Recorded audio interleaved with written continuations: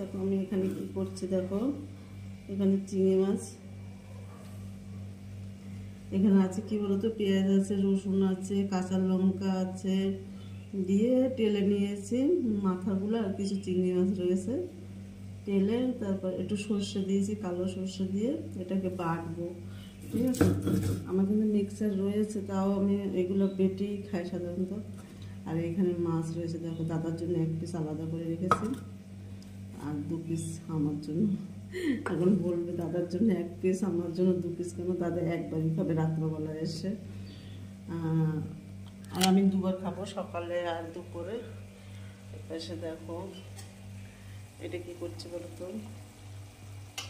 ভেন্ডি চিংড়ি মাছ দিয়ে তোমার পোস্ত বাটা দিয়ে তারপর ভেন্ডি চচ্চড়ি হচ্ছে।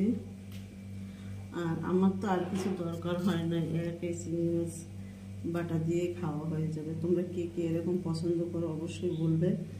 চিংড়ি মাছ বাটা খেতে কিন্তু খুব সুস্বাদু, খেয়ে দেখবে গরম ভাতের সঙ্গে, অসাধারণ খেতে। একটু করতে কষ্ট, কারণ বেটে নিতে হয়, বেশি পরিমাণে হলে তাহলে মিক্সারে দেওয়া তা ভালো লাগে না, বেটে নিলেই ভালো লাগে। সকাল সকাল রান্না সেরে ফেলছি, বাদ বাকি কাজগুলো পরে করবো।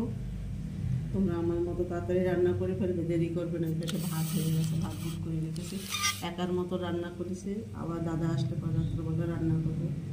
বাই, ভালো থেকো।